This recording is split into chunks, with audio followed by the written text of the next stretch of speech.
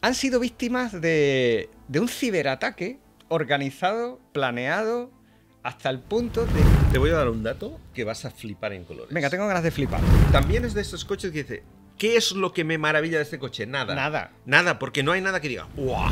En el momento en que tú le pones la ayuda del mantenimiento de carril, la frenada de emergencia, el no sé qué, el no sé cuántos, todo lo que tiene que llevar, es un coche que te pasa de los 12 a los 16. Un K-Car es un automóvil que tiene reguladas por ley sus dimensiones y su cilindrada. Y por pacto de caballeros entre los fabricantes, tiene también regulada. Hay muchas ciudades en las que si tú quieres comprar cualquier otro coche, lo que tienes que decirle al legislador en el momento en que tú compras el coche, es decir, yo seré el propietario de este coche con esta matrícula, con este número de bastidor, que aparcaré aquí. Ha acuñado ya el término e-car, bueno, escrito E-car, iniciativa para coches pequeños y asequibles. La E viene de... Ahora hay esencialmente 5 tipos de K-Cars en Japón. Uno, que son coches altos.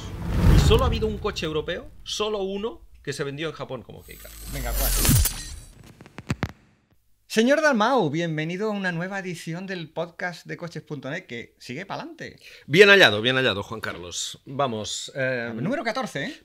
Eso iba a decir. Vamos por el número 14. Que cuando empezamos dijimos, esto igual no llegamos ni al 3. Y sí, mira, ya estamos en el 14. Y además con éxito, porque os gusta. Y por lo tanto, como os gusta, mientras os guste, vamos a seguir haciéndolo. Si al final estamos para lo que estamos Correcto. Para vosotros. Muy cierto. Y hoy vamos a hablar más bien de actualidad. Hoy no nos vamos a meter en grandes historias, sino más bien en curiosas historias de la actualidad. Y una que tiene pinta de que puede hacer historia de aquí a medio plazo. Molaría. Molaría. Bueno, a ti más que a mí, pero bueno, eso ya lo hablaremos luego.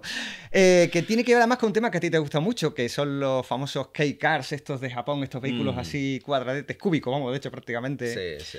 Y la idea sería un poco trasladar eso a Europa con otra legislación, con otra tipología, pero parece que la cosa iría un poco por ahí.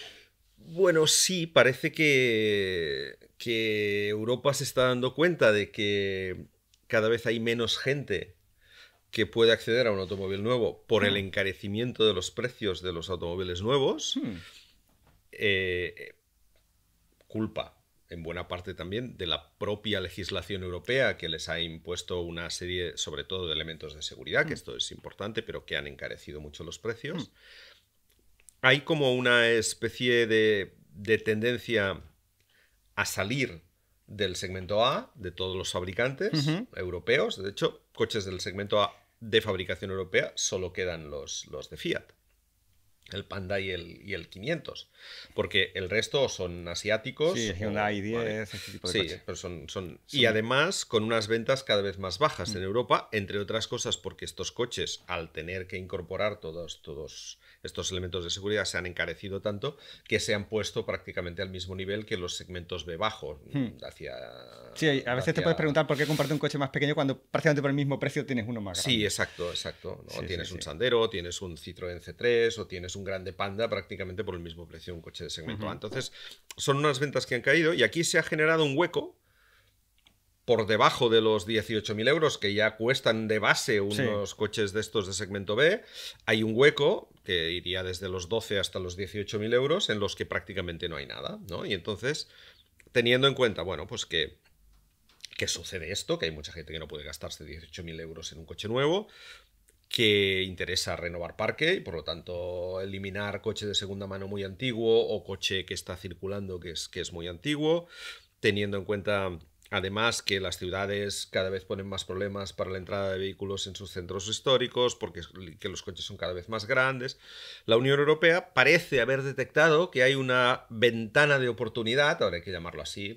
Ventana de oportunidad. Hay una ventana de oportunidad para legislar una categoría de coches que esté entre lo que son los cuadriciclos, sean eléctricos o sean de gasolina o sean de gasoil, estos cuadriciclos pesados que no pasan de 90, y los coches de segmento A, de los que cada vez quedan menos, ¿no? Entonces, sí, sería una especie de Key Car europea. Pero de esto hablaremos Exacto. A eso llegaremos luego porque tiene miga. Vamos con lo que es más actualidad, que ha habido un par de cosas muy divertidas. Un par de cosas... no muy divertidas, no. No, divertidas no. No son divertidas, pero son curiosas. De una de las dos se podrá hacer una lectura curiosa cuando menos, pero menos divertidas no, por desgracia, porque tienen que ver con paradas de la producción, que para tratarse del sur de Europa es curioso que las razones no han tenido que ver con protestas ni huelgas ni nada así. No, que es lo que normalmente para la producción. Bueno, en los últimos años, de todas maneras, hemos tenido un montón de casuísticas extrañas que han contribuido a parar producciones.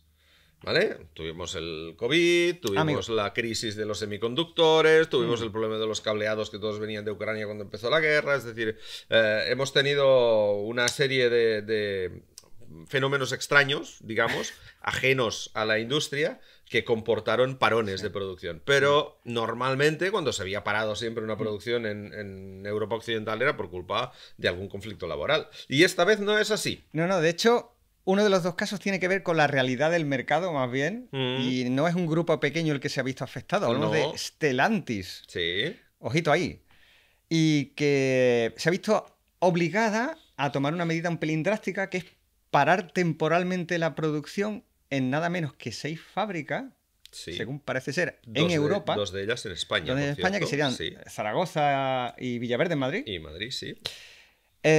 Por el simple hecho de que se les amontonan los coches sin vender, por exceso de stock. Sí. Y eso es un problema importante. Dice mucho, desde luego. Es un problema importante, no solo porque tengan las campas llenas y no sepan dónde meterlos, que esto no deja de ser una minucia logística, sino porque, evidentemente, el stock es un problema económico de enorme magnitud. Es decir, tú cuando fabricas esto y lo vendes, recuperas inmediatamente su valor, ¿no? Sí. Pero cuando esto lo pones en una estantería esperando que alguien lo compre y no lo compra nadie y vas poniendo otro encima y otro encima y otro encima, el coste de todo eso, de esos coches que están aparcados uno al lado de otro en la campa, pendientes de salir hacia algún sitio, ese coste te lo estás comiendo hasta que no puedas vender el coche, y por lo tanto es un inmovilizado tan bestia que al final te acaba matando. Es decir, no puedes ir metiendo dinero para fabricar coches y no recuperarlo con la venta. No, evidentemente. Y ese es el problema de los stocks. Entonces, ahora mismo, Stellantis tiene un exceso de stock. ¿Por qué? Bueno, yo creo que por dos motivos que son complementarios, evidentemente, y que van muy relacionados uno con otro. En primer lugar es que vende poco, y en segundo es que fabrica mucho, ¿claro? Entonces es obvio. Entonces, al final, la consecuencia de eso es un estocaje de coches que ha obligado a los dirigentes del grupo a decir, bueno, vamos a parar 2 semanas, creo que son los que van a parar. Sí, son una parada temporales, por supuesto. Sí, vamos a aprovechar además este tiempo para hacer los ajustes que necesite cada una de las plantas en lo que sea, y bueno, pues vamos a pedir a los trabajadores que se queden en casa durante unos días para intentar quitarnos de encima con las ventas de 2 semanas estos stocks que tenemos. Evidentemente no se los van a quitar de encima enteros, pero sí que al menos aligerarán un poco. Las marcas tienen que tener stock, esto es obvio. Tienen que tenerlo porque puede haber picos de demanda, porque además tú no puedes sacar un coche de la fábrica y al día siguiente matricularlo en un país que está a 200 kilómetros. Es igual. Hay fabricantes que lo han intentado, lo de un poco vender bajo demanda, pero realmente es lo que tú dices. Luego hay un pico y luego vienen las esperas de meses. Es evidente que sí que se consigue, pero siempre hay gente que quiere un coche de manera inmediata. Aquí no puedes decirle, no, vuelva usted dentro de 8 meses. Sí. Quizás lo que no solía haber es tanto stock como antaño, pero sí es verdad que tiene que haberlo para adaptarse a las, y sobre todo a las fluctuaciones de la demanda. Claro. En marcas generalistas. Es decir, si tú te compras un coche de 120.000 euros, lo querrás fetén y a tu gusto, y entenderás que tarden 4 meses o 5 en fabricártelo y traértelo, ¿vale? Una marca premium, digamos. Pero cuando tú se te ha muerto el coche ayer y necesitas uno para pasado mañana, lo que haces es ir a un concesionario y decir, no, es que lo necesito ya que tienes, ¿no? Pues mira, tengo este rojo, este azul y este amarillo, que los tengo aquí, que son coches de stock que ya están en concesionario, y por lo tanto tú compras ese coche, te lo matriculan rápidamente y a la semana te vas con él. Pero eso significa que para alimentar este flujo, que es un flujo importante, las marcas tienen que tener un cierto stock, ¿no? Tanto en la propia marca como en la red de concesionarios que van comprando esos coches a medida que los necesitan y los revenden. Sí, porque no es un modelo de agencia al final, es de concesionario, entonces, claro. Es un modelo de concesionario. Claro, cuando eso no pasa, cuando hay menos demanda, Obviamente el concesionario tiene stock y el concesionario dice a la marca, no me traigas más porque mira lo que tengo aquí todavía. La marca dice, bueno, no te lo puedo dar, pero sí, ¿qué hago yo con esto? Porque estoy fabricando, digamos, es un cuello de botella, no es un embudo. Entonces van llegando coches desde la fábrica a las campas, la campa no salen, los pocos que salen llegan al concesionario, el concesionario no salen y por lo tanto ahí tienen ese problema de stock. De las posibles razones por las que han caído bastante las ventas de Stellantis, que ha perdido cuota de mercado, o sea, ha perdido número absoluto de unidades vendidas y ha perdido cuota de mercado. En parte yo creo que tiene mucho que ver justo lo que dijiste tú antes, que es el debilitamiento del mercado, la pérdida de poder adquisitivo, al menos la pérdida de poder adquisitivo para un automóvil, porque los sueldos son los que son y hay otras prioridades como el hogar y todo esto que van por delante. Luego podría estar quizás eso, lo de que los precios de algunas marcas de Stellantis, de los modelos de combustión, que también se venden como eléctricos, han subido bastante en la parte de combustión, están más cerca del precio del eléctrico, quizás con la idea de... Sin que el eléctrico, salvo excepciones, sea barato. Claro, o sea que se ha subido el precio de las versiones de combustión, claro, quizás para intentar estimular con eso la compra de eléctricos, pero el público ha seguido rechazándolos y... ¿no? Stellantis tiene dos plataformas eléctricas ahora mismo. La pequeña, esta nueva, la de los Small Cars, que es la que llevan los Citroën C3 y el Grande Panda, ¿vale? Que es una plataforma muy barata, mundial, pensada para mercados, digamos, emergentes y para un mercado, entre muchas comillas, low cost en Europa. Y por otro lado tiene la plataforma de segmento B que tenía hasta ahora Multienergia, que es sobre la que están desarrollados todos los coches eléctricos de Stellantis, salvo estos dos. El 208 y el 2008, el Corsa y el Moka, el DS3, ya lo diré mañana, el Citroën C4. Es decir, estos coches esta plataforma es mucho más cara. Entonces, el precio de estos eléctricos es bastante más alto de lo que está ahora mismo posicionada su competencia principal, que empieza a venir de China. Y entonces, si te fijas un poco qué plantas han parado, es muy evidente qué está pasando. Fíjate que para Poissy, en Francia, donde se fabrican ahora mismo el DS3 y el Moka. El DS3 es un coche a final de vida, por tanto está en run-out prácticamente, es un coche que no va a tener ya ninguna modificación más, es decir, es un coche que está acabado en cierto modo y por lo tanto es lógico que sus ventas hayan bajado. Habrá un nuevo DS3, llegará pronto, pero el que está en una fase en la que prácticamente las ventas son mínimas. Y el Moka es un coche que está en el segmento más duro de Europa ahora mismo, que es el B-Sub, con unas dimensiones más pequeñas que la de la mayoría de los B-Sub y con unos precios en la parte alta del segmento. Por lo tanto, ahí ha caído muchísimo también la demanda de este coche, ¿vale? Poissy fabrica esto. En Madrid se fabrica el C4. El C4 es un coche que sigue siendo competitivo en su versión de gasolina a nivel de precio, pero que la eléctrica... Bueno, tiene también ese problema de que es un coche relativamente caro. Sobre todo cuando tienes en la misma gama y en el mismo concesionario al lado el F3 Aircross. Que es un coche más o menos del mismo tamaño, más habitable incluso, y sobre todo en eléctrico muchísimo más barato. Y en térmico también. Por lo tanto, ahí se produce un poco una cierta canibalización dentro de la gama, ¿no? Por lo tanto, Madrid también para.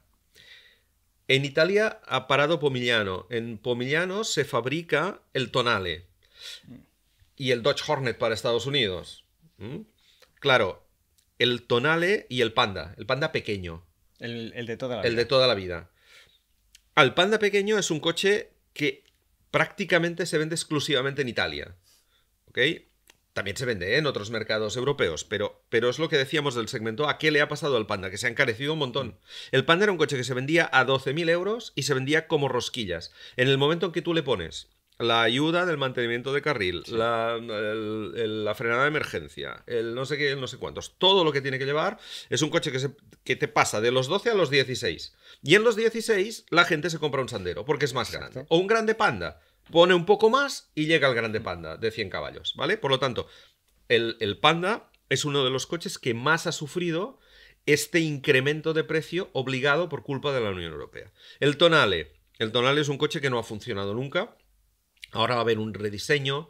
Es un coche que está muy bien, ¿eh? Yo siempre que he probado un Tonale, me he dicho, este coche... No, de apariencia es y un coche acabado, que va bien, bueno, pero... Le falta personalidad, yo creo, pero... Sí, pero... Y además, la conducción, ¿eh? No, y no además está caro. Sí, sí, sí. Está caro porque es una marca semi-premium, Alfa Romeo, entonces es un coche que prácticamente solo se vende en Italia. Por lo tanto, Pomigliano también para. Tichy, en Polonia. Allí se fabrican los nuevos sub de segmento B de la marca. Y a mí, digamos, es un poco lo que más me extraña que hayan tenido que parar, porque estos son los que, bueno, más o menos mejor están saliendo. Allí fabrican el Fiat 600, que no es que se venda mucho, es cierto, pero se fabrica el Avenger, por ejemplo, que es un coche que sí que está saliendo bien. Curiosamente sí les está funcionando bien. Sí les está funcionando bien. Se fabrica también el Junior, que sí que es verdad que no ha tenido un arranque espectacular, pero bueno, más o menos está funcionando. Por lo tanto, son coches de los que yo esperaba un poquito más y que por lo tanto yo creo que ahí es un poco más estructural porque probablemente las previsiones de ventas aquí fueron superiores a la realidad de mercado, ¿vale? Y entonces aquí han dicho, uy, a lo mejor nos hemos pasado un poco, también vamos a pararla.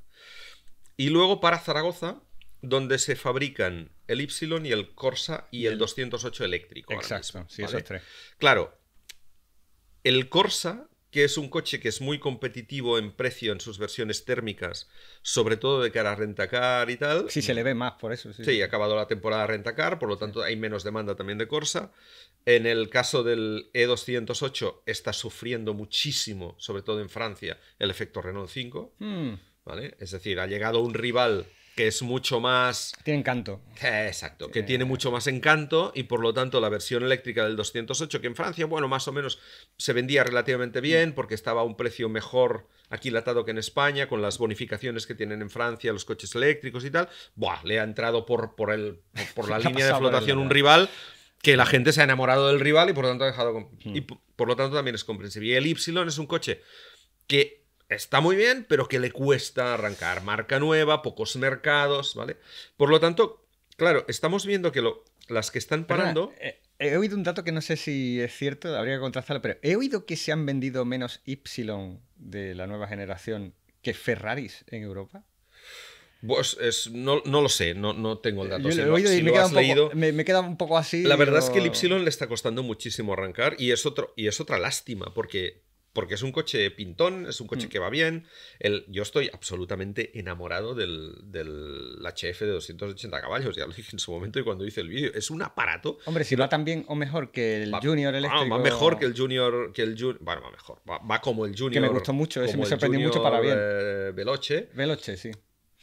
Pero tiene un par de ventajas con respecto del Junior Veloce. Una es que va un poco más bajo. Claro. ¿Vale? Porque no es un sub. Es un utilitario. Segunda es que es un poquito más corto y por lo tanto es un poco más ligero. Es una bomba ese coche, es brutal. Pero claro, es un coche para un público muy determinado porque además es un coche muy caro porque tiene 280 caballos. Pero y que mucha gente lo identifica también con el 208. Yo creo que se parece demasiado. Mucha gente dice, ¿por qué voy a pagar varios miles de euros más por un aparente Peugeot? Vale. Yo creo que eso es lo que más le está afectando al Y de gasolina, ¿no? Sí, claro. Ahora van a lanzar el HF Line, que es un poco más chulo en cuanto a diseño, porque tiene algunas cosas del HF y tal, pero está siendo un lanzamiento complicado. Y es lógico que sea un lanzamiento complicado. Primero, en Italia es un coche que sustituye a un coche de éxito en otro segmento. El que solo vendían en Italia. Claro, se llama igual, sí. pero el Y que se vendía hasta ahora en Italia era un coche con base Fiat 500, tremendamente amortizado, solo en versión híbrida, fabricado en Polonia. En Polonia fabrican un coche vale 500 pavos de coste de industria y en Italia vale 1000, ¿vale? Por lo tanto, es un coche que venía de Polonia y en España también. Venía de Polonia, muy barato, solo en Italia, y la gente lo compraba prácticamente por inercia porque cambiaba uno por otro. ¿Ok? Es decir, un coche muy femenino además, las mujeres les molaba mucho, en Italia se vendía muy bien. De hecho, estuvo en el top 5 de ventas en Italia toda su vida el Lancia Y, increíblemente. Claro, tú cambias ese coche que es un éxito con el que estás ganando muy poco dinero, también es verdad, ¿eh? Porque lo estás dando muy barato, porque también te cuesta muy poco producirlo y porque lo tienes amortizadísimo, sí. Porque le has prolongado la vida un montón de años. Me he recordado otro dato parecido, en este caso a favor del anterior Y, Y es que se daba el caso curioso de que se vendían más Y en Italia que Alfa Romeos en toda Europa. Cierto, eso sí que es verdad. Eso estaba confirmado. Esto sí que es Lo verdad. otro me suena un poco a Sí rumor, es pero... O sea, no, es absolutamente cierto. ¿Vale? Entonces, claro, el tema ahí es que tú cambias un coche de segmento A barato por un coche de segmento B caro. Porque además, como es Lancia y como la nueva idea de Lancia es que sea una marca premium, ¿vale? Lo han subido. Si tú lanzas un Lancia Y, no puedes, con ese planteamiento, de coche supuesto, más lujoso, tú no lo puedes poner por debajo en precio de un Peugeot 208, tienes que ponerlo por encima. Entonces vas a buscar un público muy determinado que cuando alguien que tenía un Y de los antiguos se va en Italia a comprar un Y nuevo y tú le dices, mira, este es el coche que ha sustituido al otro, dice, ya, pero es que este me costó 15.000 pavos y me estás ofreciendo este por 25. Y ahí hay un grande Panda que ya me vale y que vale 18, 19, por lo tanto me llevo un grande Panda. Parece que busca un público muy determinado. Claro, que no es el que tenía antes. Entonces, cuando tú sustituyes un coche por otro, lo lógico es que una parte de la clientela para este nuevo modelo te venga del que tiene el viejo. Y ahora no se producirá. Que no tiene nada que ver, claro. Claro, no se va a producir ese relevo. Por lo tanto, tienes que conquistar a público nuevo. Y conquistar a público nuevo con la cantidad de coches que hay en el segmento B actualmente en Europa. Con un coche que es premium, presuntamente, y que, porque digo presuntamente porque a nivel de diseño es distinto y es distintivo, pero a nivel de calidades no es un coche que esté muy por encima de un 208 en absoluto, no, es más. Tiene detalles, las tapicerías, alguna cosita, sí. De esto, la mesita. Esa manera tan italiana de venderse, ¿no? Yo soy premium porque tengo dos detalles. Bueno, detalles, pues detalles. Eso, pero no deja de ser. Es una mejor insonorización probablemente también. Es un buen coche, pero... A mí me gustó mucho, pero lo que me costaba es eso, diferenciarlo lo suficiente de, por ejemplo, un Peugeot 208. Y por lo tanto ahí tienes ese problema, no acabas de venderlo de la manera que esperabas y por lo tanto. Y la última de las que para es Eisenach en Alemania, donde están fabricando el Grandland. El Grandland es otro coche que no funciona a nivel ventas en la mayoría de los países. Y una pena porque en realidad está muy bien. Es un muy buen coche, muy bien hecho, que va de perlas. A mí me gusta un coche que sí, que es anodino, pero realmente... Pero que va... Haces check en todo. En todo. Es de aquellos coches que dices, ¿qué le puedo sacar como defecto a este coche? No tiene ninguno. No. También es de esos coches que dice, ¿qué es lo que me maravilla de este coche? Nada. Nada, porque no hay nada que diga, ¡guau! Es que esto es... No, pero no hay nada que puedas achacarle como decirle, esto se han equivocado aquí, esto no lo han puesto. Ese nivel aburrido pero efectivo que podía tener incluso un Golf de hace 2 generaciones. Correcto. Decir, un Golf normal, quiero decir. O un Skoda de toda la vida, ¿no? Skoda, es esa idea de Skoda, de no vamos a hacer un coche maravilloso en nada, pero vas a tener el maletero más grande, la fiabilidad más grande, el consumo bajo, el espacio, la calidad de fabricación. Bueno, pues el Grandland tiene todo eso. Pero claro, compites en un segmento... en el que tienes a otras de tus marcas en el mismo sitio también. Sí, en el de los D europeos, sub, que además es el segmento en el que más competencia hay asiática, ¿no? Ah, bueno, que esa es otra, amigo. Claro, ahí está Toyota, ahí está Nissan, ahí está Mitsubishi, ahí está Kia, ahí está Hyundai, y ahí están las nuevas chinas que van viniendo. Y cuando tú tienes un Grandland híbrido enchufable, que es un coche magnífico, pero que cuesta 10 o 15.000 euros más que un BYD Seal con el mismo tipo de hibridación, la gente, digamos, particular, otra cosa puede ser lo que consigas en ventas a empresas y tal, pero el particular dice, no, 15.000 más. Pequeño inciso en esto. Me voy a lo que es más barato. Por lo que acabas de comentar, que es verdad, qué listos, con perdón, han sido los chinos de ven cada oportunidad de mercado y la atacan en cuestión de meses. Sí, porque fíjate que sale el Seal híbrido enchufable, que es un coche que se empieza a vender extraordinariamente bien e inmediatamente... Moda 9, venga. Ebro S700 y S800 híbridos enchufables, BYD que lanza más coches híbridos enchufables, el nuevo Seal 6, tanto en Berlín. ¿Por qué? Bueno, porque es una tipología de coches que crece. ¿Y quién tiene la capacidad de reacción? Los chinos. Está claro, eso... Los chinos.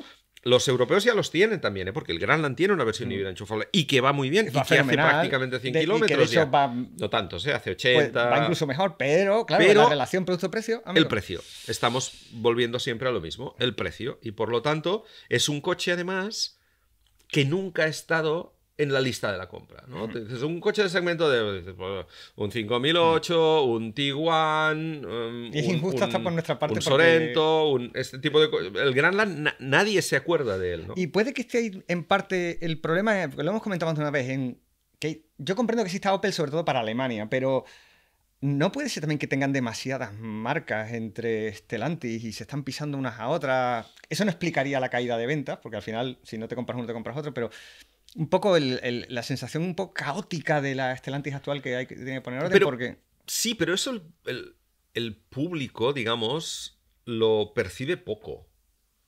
Es que eso es algo muy nuestro, ¿no? Claro, a ti, si te gusta un coche, te gusta un coche. Sí, eso está claro. Otra cosa es mantener a la marca en lo que los marketineros llaman el top of mind de la gente, ¿no? Es decir, tú en el momento que te planteas comprarte un coche nuevo, ¿qué marcas te vienen a la cabeza? ¿Cuáles son las que te interesan, ¿no? Entonces, el problema principal que tiene Opel es que ha caído de ahí. No está. Es una marca que ya no... que a la hora de plantearte la compra de un coche nuevo... ya no te entra, ya no la tienes en cuenta. Pero ¿por qué no se diferencia realmente ahora mismo su gama en nada a la de otras marcas del grupo? Por lo que sea. Y recuperar esto cuesta un montón. Tienes que hacer coches muy distintos, tienes que volver a motivar a la gente. Fíjate que esto Renault lo ha conseguido en los últimos años. Y lo ha conseguido en base a hacer una gama de producto distinta un poco, ¿no?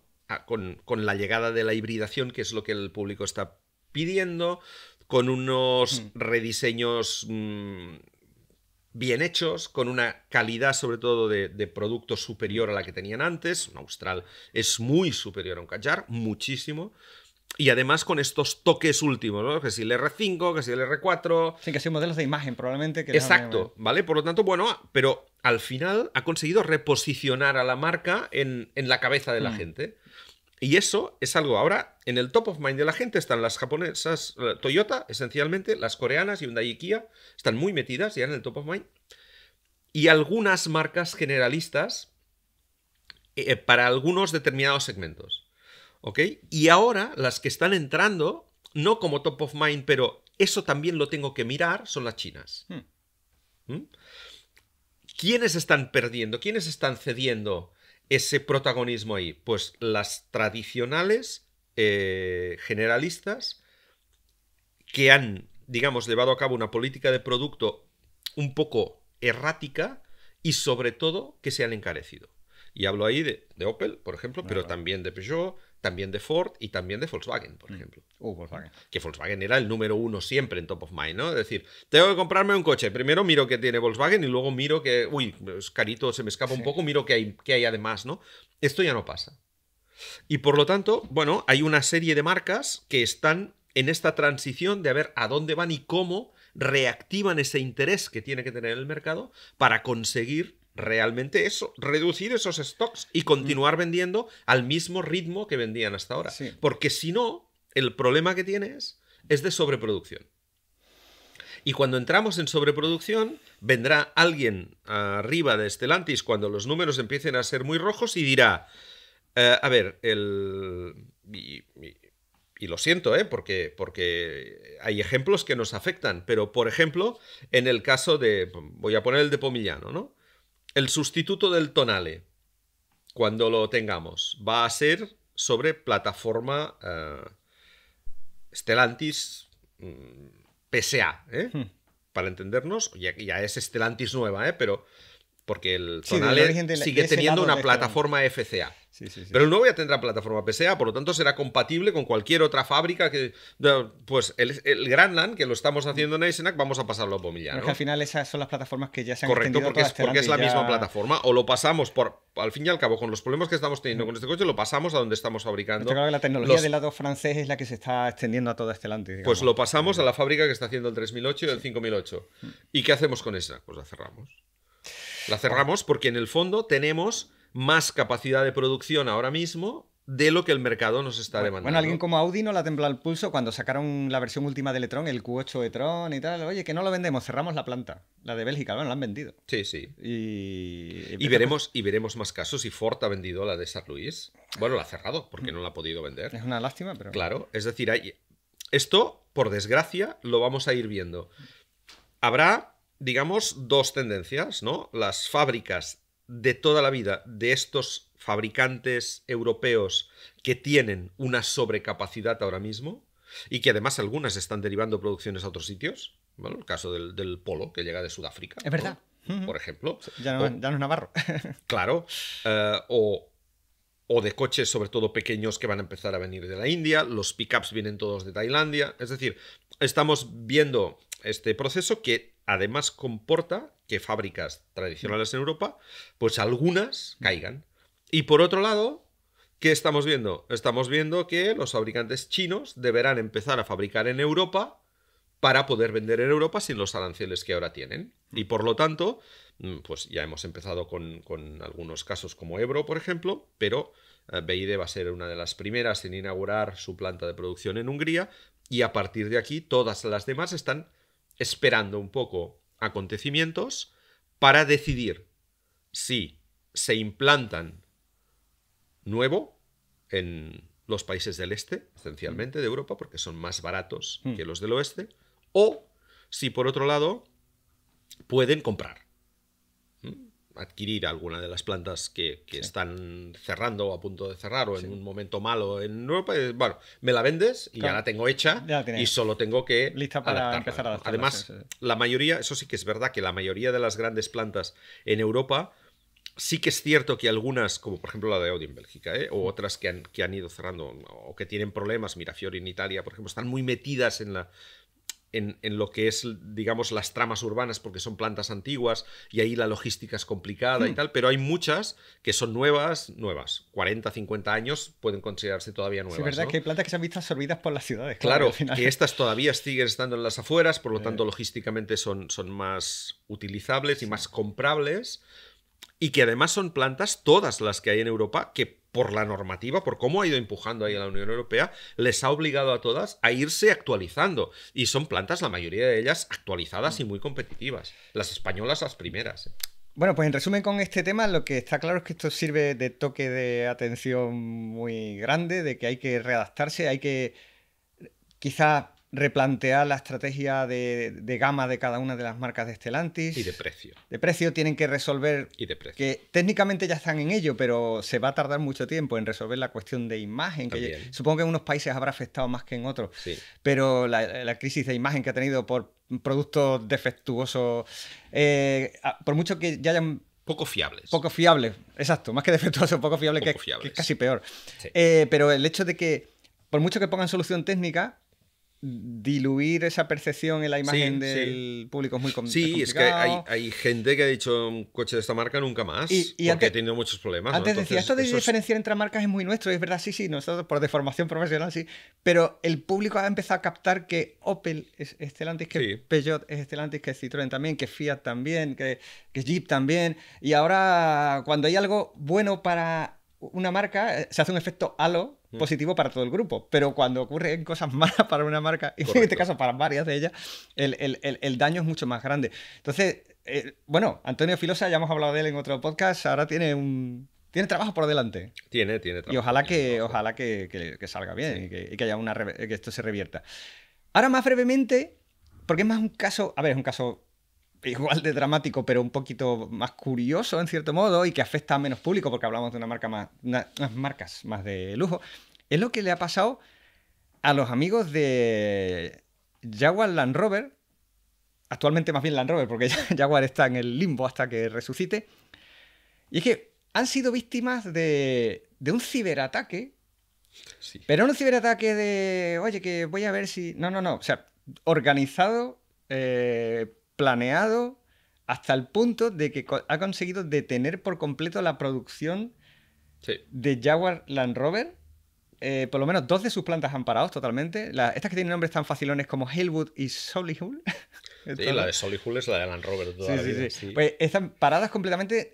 Detectaron el ataque a final de agosto. A primeros de septiembre, como es lógico, hasta que resolvamos esto hay que parar. Y lo curioso... es que siguen paradas. Es que siguen paradas. Y no hay una fecha prevista, hablan de octubre y tal, y todo está parado. Es verdad que el mercado al que atienden Jaguar y Land Rover, sobre todo las marcas que tiene Land Rover ahora mismo, es un mercado selecto y reducido, pero el problema, en mi opinión, verdadero es todos los puestos de trabajo que están comprometidos ahora mismo, no solo dentro del grupo Jaguar Land Rover, sino de la red de distribuidores, de la red de distribuidores y también la de proveedores. Y de proveedores, sobre todo la de sí, proveedores, claro. que están parados y están pidiendo una solución.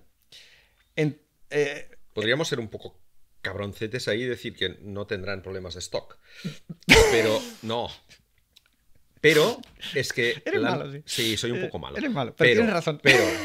Pero aquí el tema está en que Land Rover no tiene problemas de stock habitualmente. No, porque de manera que esto, muy a medida, claro. De manera que esto es todavía más grave. Sí, es decir, si esto le pasa a Stellantis ahora, sí. hubieran dicho, uy, qué bien, vamos a estar 2 semanas fuera. ¿Vale?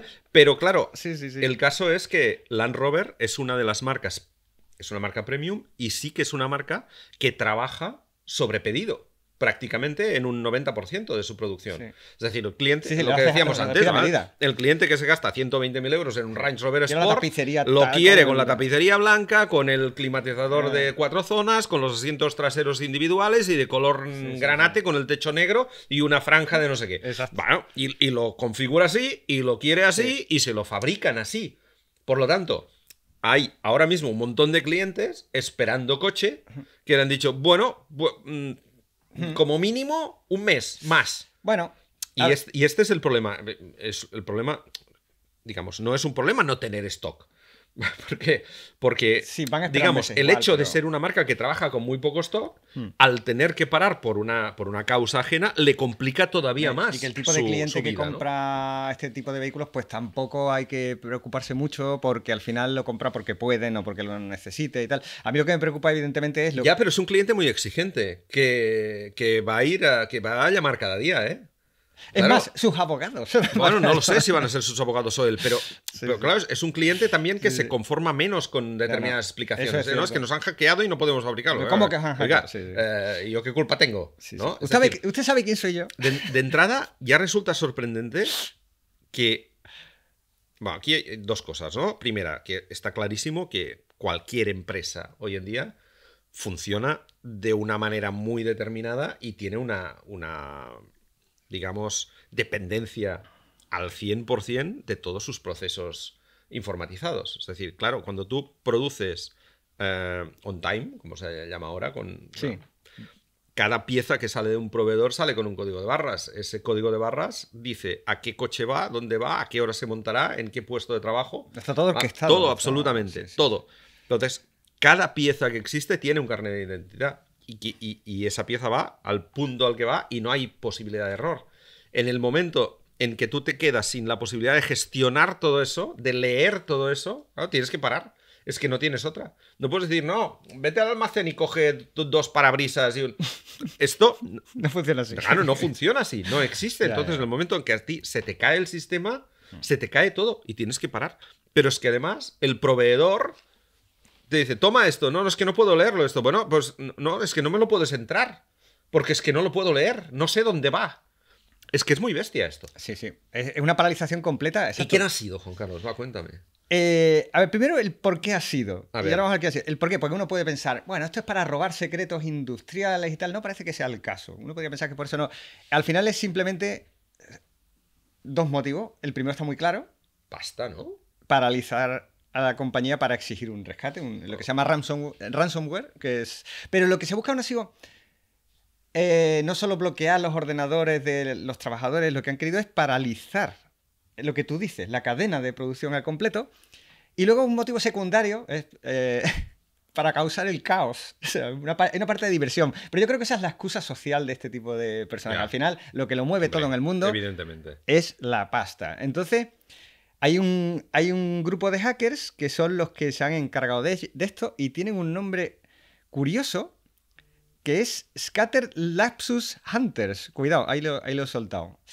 Y parece ser que estos señores vienen... A ver, que lo tengo aquí apuntado por aquí. Cazadores dispersos de lapsus. Bueno, esto es la traducción literal.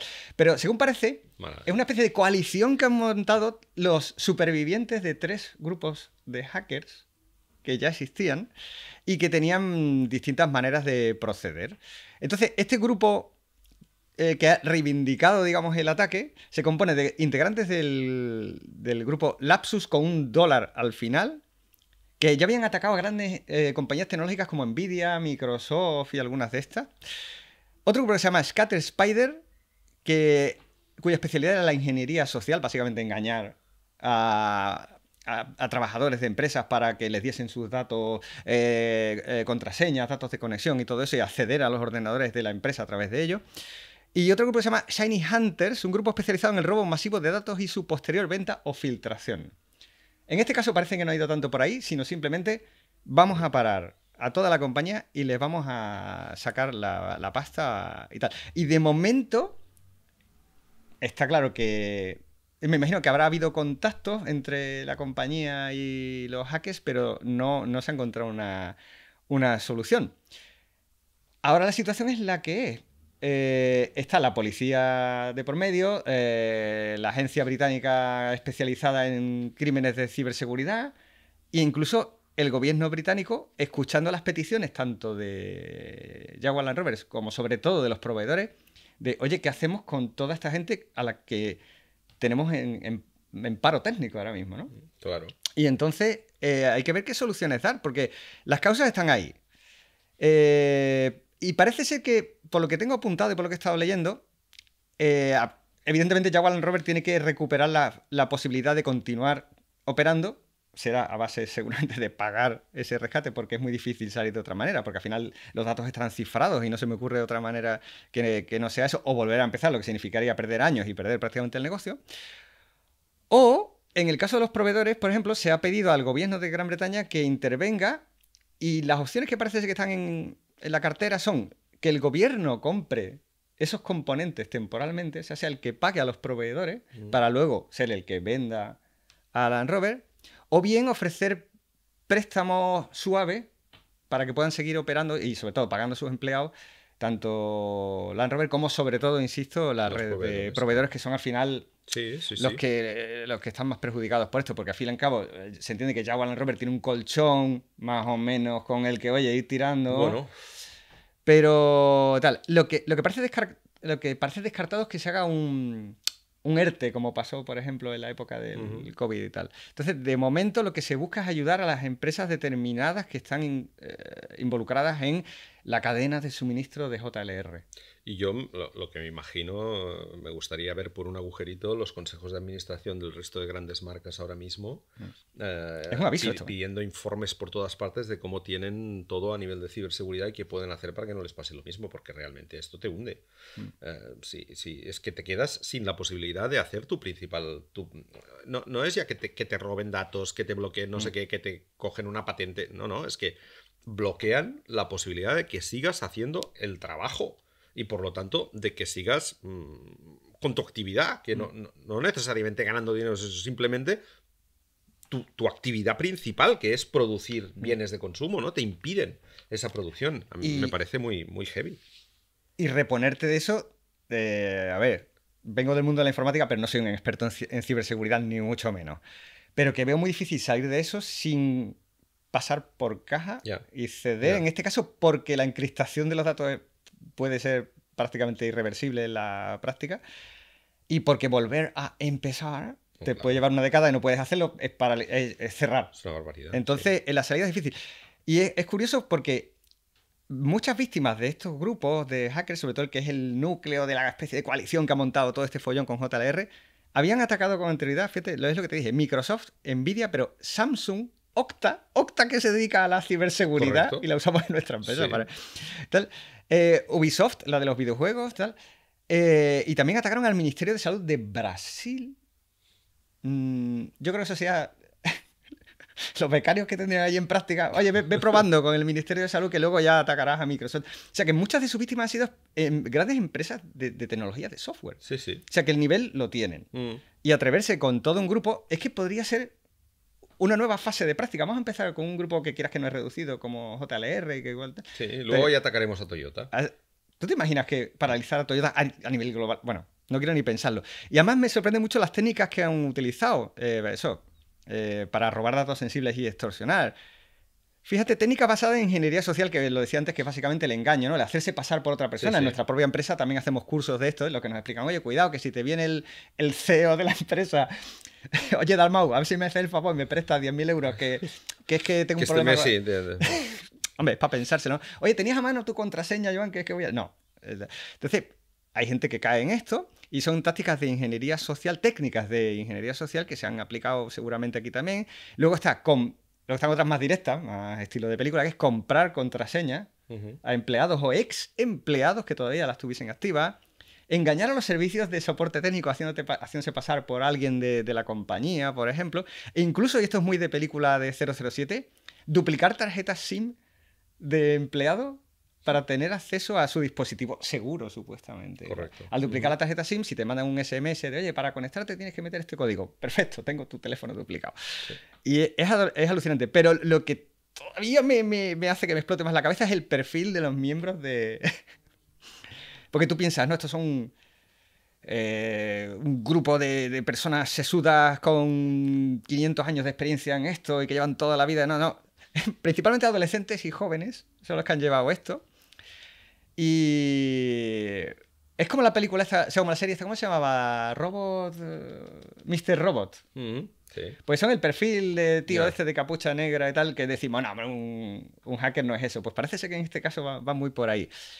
Y dice que es un grupo de jóvenes con recursos relativamente limitados, pero con mucha audacia. Sí. Y con mucha ganas de hacer ruido, sobre todo. O sea, y pasta. Y para mí el mensaje, la lectura es esa. Ojalá salgan, pero sobre todo, esto es un aviso muy gordo a otros grupos más grandes todavía. Sí. Que se puede paralizar, fíjate, con qué facilidad la producción de una compañía tan grande. Es muy heavy. Pero parados. Es muy heavy. A quienes no nos han parado y no nos van a parar es a nosotros, Joan, en coches.net. No. Porque hacemos de todo. Bueno, nosotros hacemos algunas cosas, tenemos compañeros que hacen otras. Exacto. Pero hacemos de todo. Aquí se puede comprar el coche a un particular, a un profesional, se puede vender el coche a un particular, a un profesional, se puede hacer lo que sea, pero... Se puede alquilar porque tenemos un servicio de renting, lo que haga falta. Y luego está lo que se hace en nuestro lado, el lado editorial. Que en contra de lo que algunos pensáis, no somos solo un canal de YouTube. No, también tenemos noticias en la web y en la app. También estamos en el resto de redes sociales. Ya nos podéis seguir si no lo hacéis. Estamos en Twitter, estamos en Facebook, estamos en Instagram, estamos en TikTok. ¿Me dejo alguna? Estamos en Telegram. Ahora estamos en Spotify, en Apple Podcasts. Evidentemente, con los podcasts por todas partes. Y lo que se nos ocurra. Pero que ten en cuenta que en número, la mayoría de los contenidos que hacemos están en la web y en la aplicación de coches.net, que ya os la podéis ir descargando, porque total, que tampoco ocupa mucho. Y que en coches.net tenemos más anuncios que nadie y que somos, ¿qué? ¿Rápido? ¿Fácil? Y seguro. Y seguro. Toma cuña. Venga, hombre. Oye, ahí de vez en cuando... Esa ha sido buena con eslogan y todo, ¿eh? Claro. Fácil, rápido y seguro. Cualquier cosa que tengas que hacer en relación... para marketing. Aquí ya estamos en marketing. Ah, sí.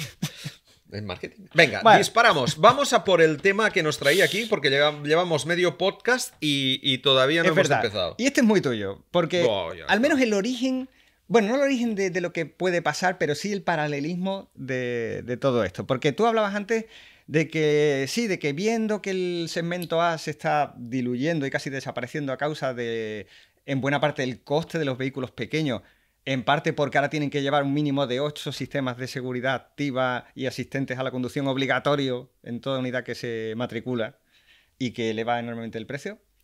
Aparte, está pasando que es que todo el mercado del automóvil, todas las gamas están subiendo a un precio que está poniendo en riesgo el futuro de los fabricantes. Te voy a dar un dato que vas a flipar en colores. Venga, tengo ganas de flipar. 2010-2024. 14 años.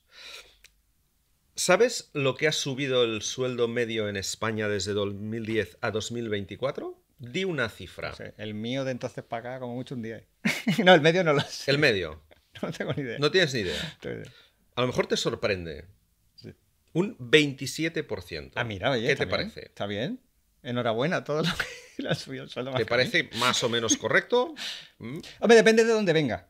Claro. Si era bajísimo y ahora solo es muy bajo, pues Es claro. verdad que ha subido, Sí. por ejemplo, el salario mínimo ha subido mucho y Sí. eso ha contribuido, ¿vale? Ujú. Pero el sueldo medio de 2010 a 2024 Sí. ha subido un 27,1%. Sí, pero ¿cuánto ha subido la vida? Espérate. ¿Tú sabes lo que ha subido el precio medio del automóvil desde 2010 a 2024? Venga, me la voy a jugar. 40%. Más. ¿Más? 55%. Más. Me voy del programa. Vamos. 77%, Juan Carlos. Es decir, con un incremento de poder adquisitivo del 27%, estamos Puede hablando que eso tenga de datos, que ver con el estamos hecho de que hablando- se vendan menos Estamos coches. hablando de datos absolutamente teóricos, sí, ¿eh? sí, sí, Es sí. decir, de medias nacionales. Vale, 27% Ah, es verdad, 40% es lo que había subido en los últimos 5 años. He mezclado historias aquí. contra 77% en ese Yo había mismo leído el periodo. 40, pero en los últimos 5 años, no en los últimos. Sí, 77%. Dios. Claro, la consecuencia de eso, ¿qué es? Pues que la gente que podía acceder a un coche nuevo raspadita, ya no puede. Ya no puede. Es decir, alguien que en 2010 podía comprar un coche nuevo, ahora no lo puede comprar. Esa es la clave. Madre mía. Entonces, dentro de la industria, ¿qué ha sucedido? Que este incremento de precios tan bestia afecta sobre todo a los que estaban en un segmento bajo de precio.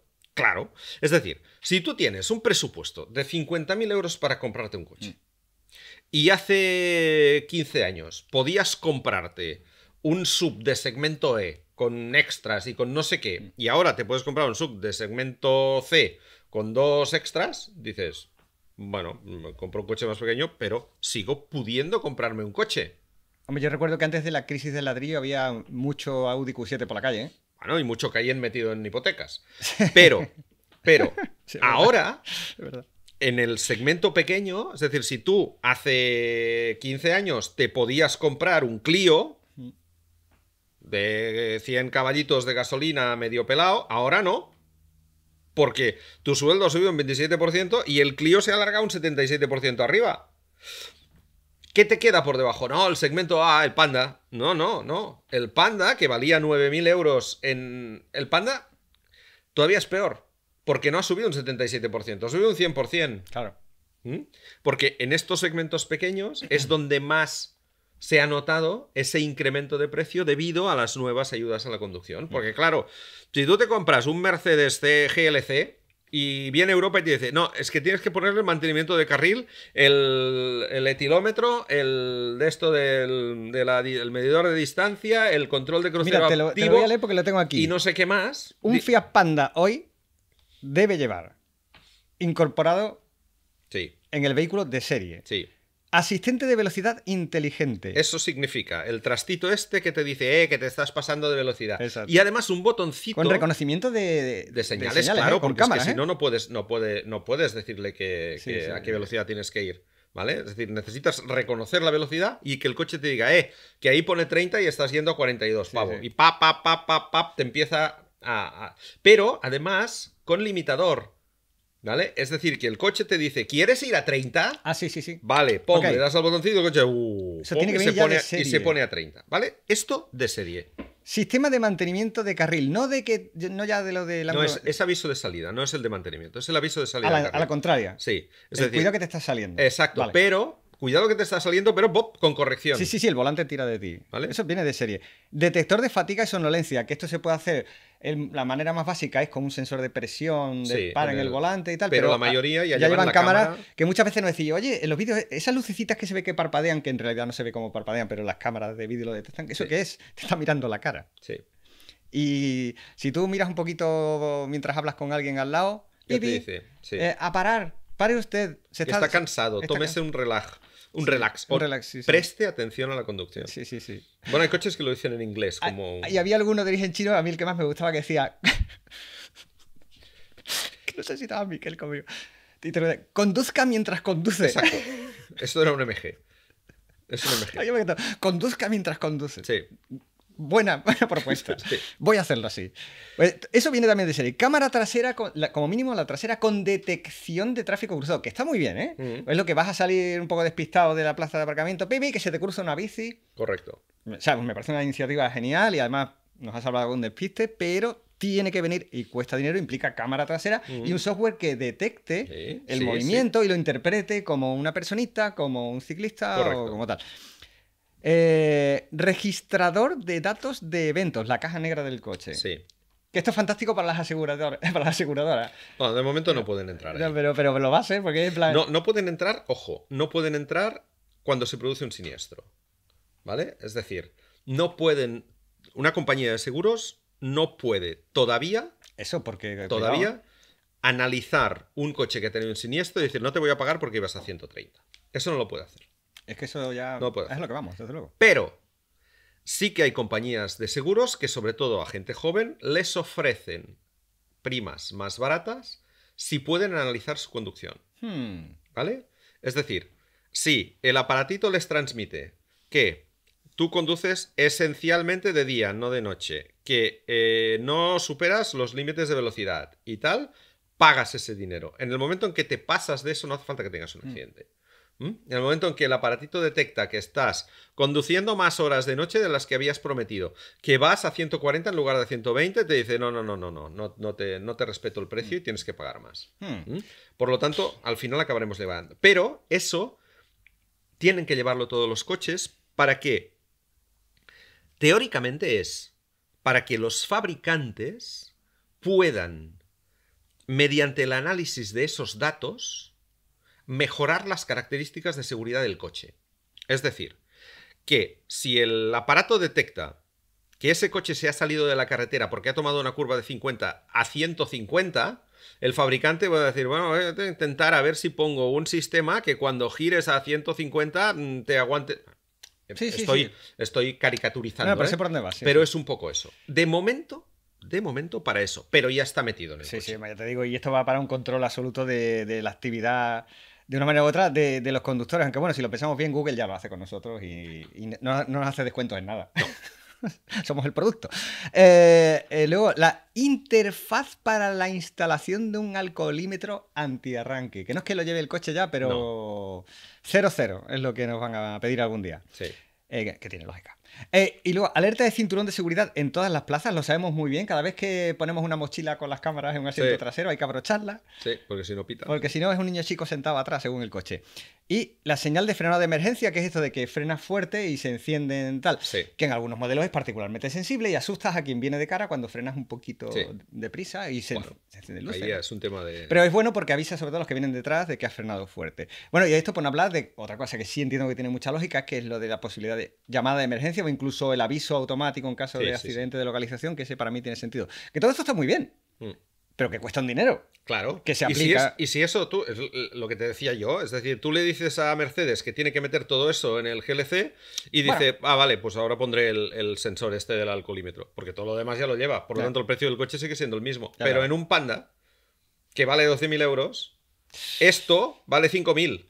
Y por lo tanto el coche se te va a 17. Y esto es lo que está haciendo que la barrera de entrada al automóvil, o sea, en parte, pero que es en parte la propia legislación europea, que sí que es en pro de la seguridad. En parte porque después ha venido la microhibridación, el catalizador y no sé cuántas cosas más para rebajar emisiones. Es decir, el AdBlue, en el fondo todo viene por ahí.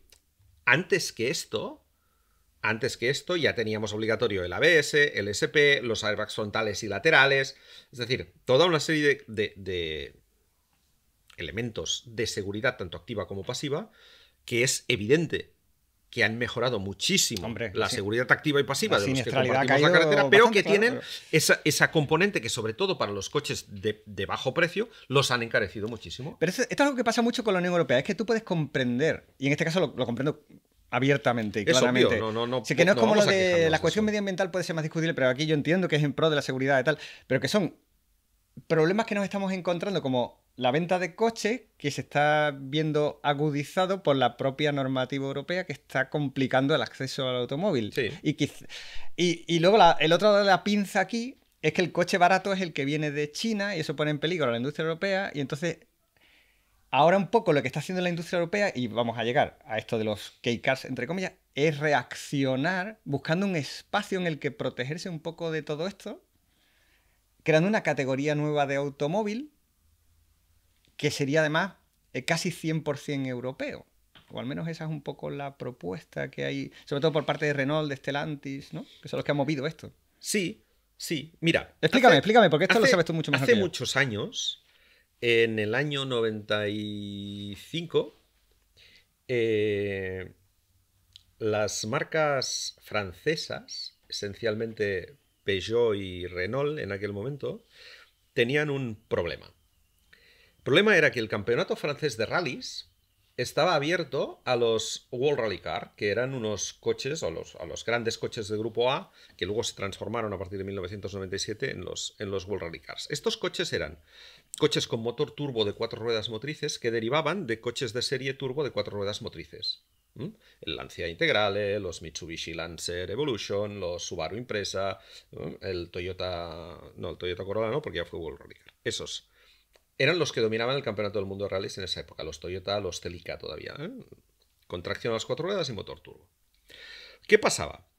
Que un señor que fuera un piloto privado con un poco de dinerín en Francia compraba uno de esos coches y ganaba el campeonato de Francia con un Subaru o con un Toyota. ¿Por qué?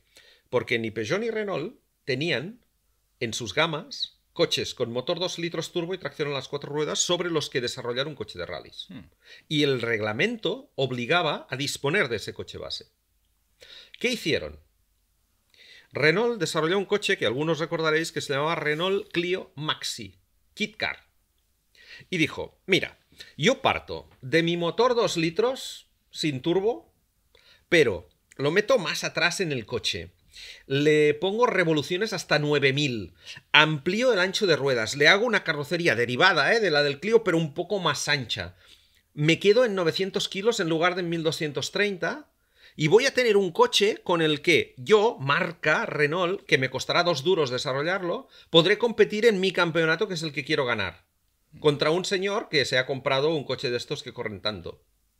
Y la FIA dijo, vale, me parece bien. Voy a establecer una nueva categoría, que se llame la categoría de los Kit Car de 2 litros, que permita a marcas que no tienen un 4x4 turbo en su gama y que no lo van a desarrollar simplemente para competición, porque no lo van a vender, porque su público no lo demanda, y vamos a hacer esa nueva categoría de coches. ¿Qué hizo la FIA? Cogió el Clio, lo puso ahí en un elevador, miró cómo estaba hecho el Clio, qué es lo que tenía el Clio, y dijo, vale, a partir de ahora los Kit Car van a tener 2 motores de 2 litros atmosféricos como el Clio, tracción delantera como el Clio, suspensión no sé qué como el Clio, transmisión secuencial de 6 velocidades como el Clio. Hicieron el reglamento en base a ese coche que propuso Renault. Luego se les fue un poco de las manos, porque después del Clio vino el Maxi Megane, vino el 306 Maxi y vino sobre todo el Shara Kit Car, que ganó 2 rallies del campeonato del mundo en asfalto delante de los World Rally Car, y los World Rally Car oficiales, Toyota, Subaru, Mitsubishi, que ¿dónde vamos? Que nosotros estamos gastándonos aquí una pasta desarrollando un 4x4 turbo y ahora viene un señor aquí con un coche de 2 ruedas motrices y nos da pa'l pelo. ¿Qué hizo la FIA? Dijo, bueno, en lugar de que pesen 900, que pesen 1200. Se acabaron los Kit Car. Pero me refiero que con esto lo que hizo el legislador fue coger una idea interesante de un fabricante y regularla para el resto. El que bien nos va a llevar a lo que nos va a... Lo estoy viendo. ¿Vale? Me gusta, me gusta. Esto es lo que ahora pretenden algunos fabricantes que haga la Unión Europea. Tenemos un hueco en el mercado que va del cuadriciclo ligero L7, que puede ser de 2 o 4 plazas, que tiene limitada su velocidad a 90 km por hora, que no puede circular por autopista. Por autovía en algunos casos sí, pero por autopista en algunos casos no. Que tiene un peso... Tiene un peso establecido kilos. Que no puede superar, y sobre todo que tiene una seguridad que no tiene nada que ver con la de un coche. Es incomparable absolutamente. ¿Vale? Nada que ver. Entonces, desde aquí, que es una tipología de vehículo que se está vendiendo sobre todo en sus versiones ligeras, que no son L7 sino L6, a chavales jóvenes con dinero para ir al instituto en determinados sitios. Sí, sí. Y a personas que hasta ahora no habían accedido a la conducción, sobre todo seniors que viven en zonas rurales y tal. Desde aquí hasta el segmento A que está desapareciendo y que se está yendo a los 18.000 euros, aquí dentro hay un hueco brutal que nadie aprovecha. Porque nadie es capaz ahora mismo de construir un coche que, con todos los elementos de seguridad que tiene que llevar y de anticontaminación que tiene que llevar un coche por normativa europea, le salga a menos de 18.000 euros. Claro. Porque está claro que con las normativas no se puede. Y la con la normativa actual y la tecnología actual es imposible hacer un coche más barato. Los fabricantes solo ganan dinero, digamos, con vehículos de gran margen, de beneficio. Ya, pero es que ni tan siquiera pueden hacerlo a precio de coste. No. Por eso digo que en este segmento es imposible, prácticamente con toda la exigencia incluso de Euro 7 claro, que viene. Y si tú cuando estás en el segmento A y estás a 18.000 euros, estás ganando 500 euros por coche, claro, no puedes hacerlo a 15, porque digo, será un coche a pérdida. Mucho más arriba, correcto. Segmento C, D, claro. Entonces, ¿qué se trata? De que la Unión Europea, que al final se ha acabado dando cuenta de esto, dice, vale, ¿qué está sucediendo aquí? Que cada vez hay menos gente que pueda acceder a un automóvil nuevo, porque cada vez son más caros. Y si la gente no accede a automóviles nuevos, ¿cuál es el problema? Que no renovamos parque. Y nos interesa renovar el parque, porque en un caso como el de España, que el parque supera los 15 años de media, tenemos un montón de coches sin etiqueta, que son Euro 2, Euro 3, Euro 4, muy contaminantes, que nos interesa quitárnoslos de encima. Pero esa gente que compra esos coches, o que tiene esos coches, no los tiene porque le molen esos coches. Los tiene porque no puede comprar otros. Y cuando se le rompe, lo que hace es buscar en el mercado de segunda mano, en precios de 5, 6, 7.000 euros, y acaba comprando coches de 12, 13, 15 años, que todavía están en más o menos funcionamiento y que le van a servir, pero que no dejan de ser coches sin etiqueta C, sin etiqueta B incluso, ¿vale? ¿Qué interesa? Renovar parque. ¿Qué interesa? Que la gente que está comprando este tipo de coches antiguos empiece a comprar coches nuevos. La única manera es legislando una nueva categoría de coches que esté metida ahí en medio. Y que, por lo tanto, pueda costar entre 12 y 15. Muy importante lo que has dicho de legislar, porque la gracia de esta hipotética, cada vez más cercana, porque la Unión Europea ha dicho que de momento que lo van a estudiar y que para adelante, que de hecho lo promueven. La señora Ursula von der Leyen les ha dicho a los fabricantes, vale, venga. Ursula von der Palpatine ha dicho que adelante, pero claro, la gracia es lo que tú has dicho. Es una propuesta sobre todo de fabricantes europeos, le hace Stellantis y Renault, pero tiene que ir de la mano con la legislación, porque lo importante no es que el producto en sí tenga unas características técnicas determinadas, que es importante, sino que también se acompañe de una legislación concreta en materia de seguridad, en materia de fiscalidad, ventajas en el uso diario y por supuesto el precio final para convencer al público. Y ahí es donde llegamos al Kei-Car japonés. Cuéntame, porque a mí me encantan y sé lo justo y tú sabes mucho. Digamos, ahora mismo es el único producto automovilístico diferenciado que existe en un país con un mercado potente, ¿no? Aquí también lo tenemos, tenemos los L6 y los L7, pero no podemos tener la misma consideración. Es decir, una familia no puede plantearse comprarse un L7 como coche para todo uso, ¿no? Es imposible. Está en un escalón muy inferior. En cambio, el Kei-Car es un coche que es planteable como segundo coche, pero también como primer coche en muchas casuísticas en Japón. De hecho, los Kei-Cars, Kei significa no llave, significa pequeño en japonés. ¿Okay? Es con I latina. Es todo lo primero. Entonces, ¿qué es un Kei-Car? Un Kei-Car es un automóvil que tiene reguladas por ley sus dimensiones y su cilindrada. Y por pacto de caballeros entre los fabricantes, tiene también regulada su potencia máxima y su velocidad máxima. ¿Ok? Entonces, un Kei-Car mide 3,40 metros de largo. 3,40 de largo. 1,50 creo que es de ancho. 1,48 de ancho. 1,48, ¿vale? Y de alto 2 metros, máximo. 2 metros de alto. Sí, es decir, puede ser más alto que ancho. Por eso son tan graciosos. Y de hecho, muchos son más altos que anchos. ¿Vale?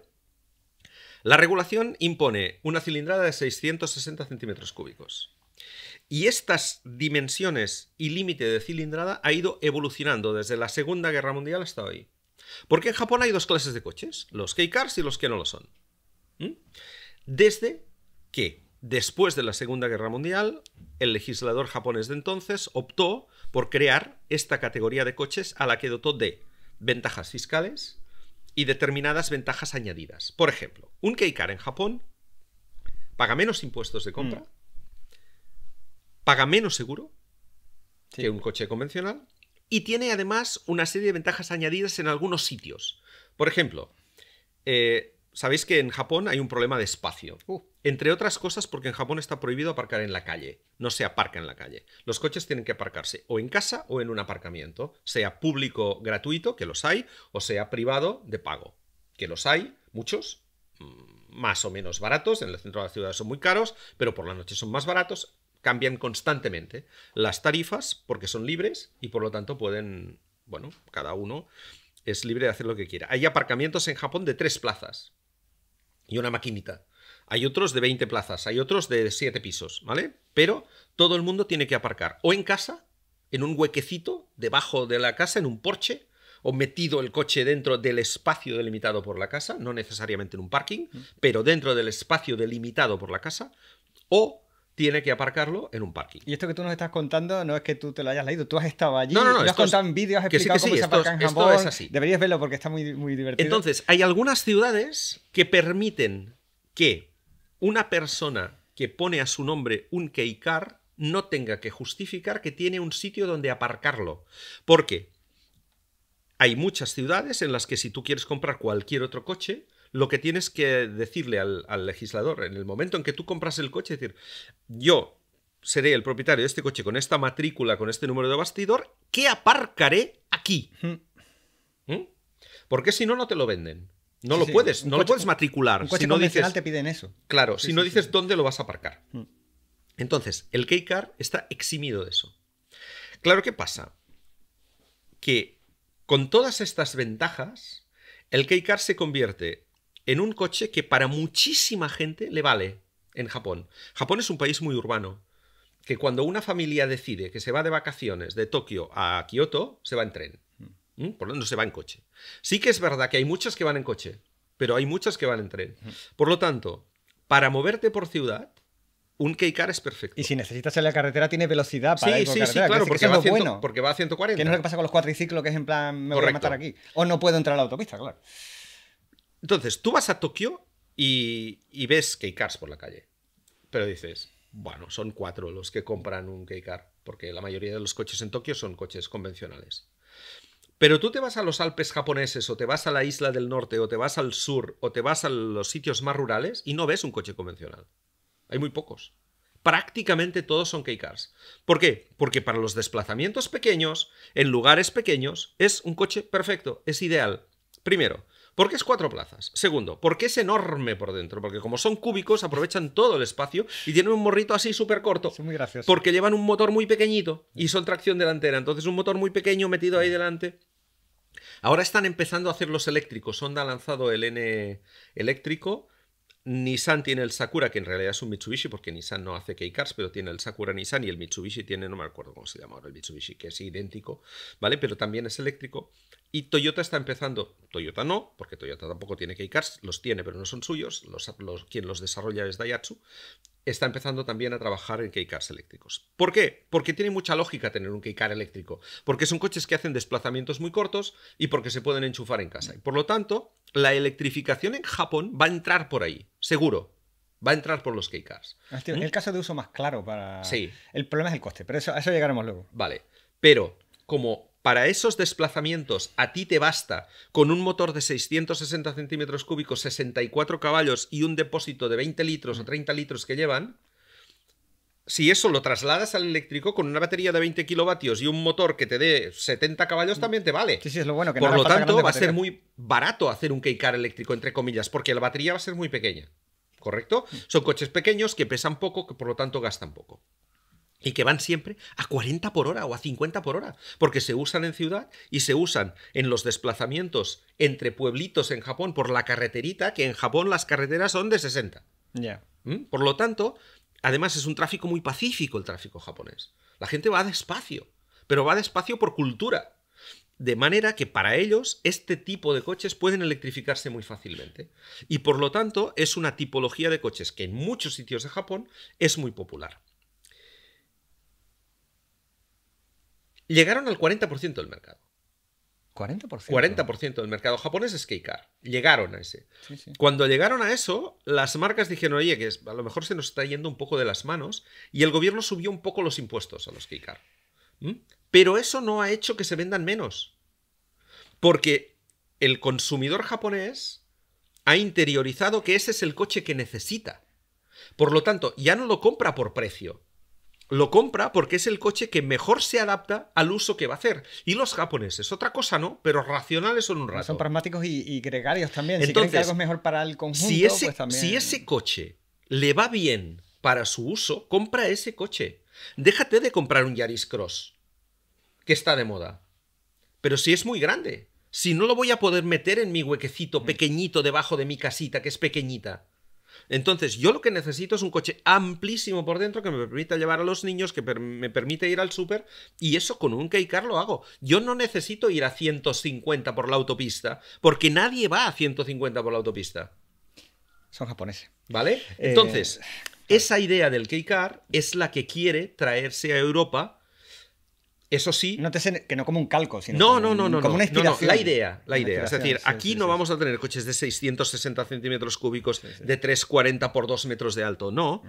Pero tenemos que legislar una categoría de coches, a lo mejor limitando a 3,5 la longitud, a lo mejor pequeño, limitando la potencia a 70 caballos, limitando a que solo sean eléctricos.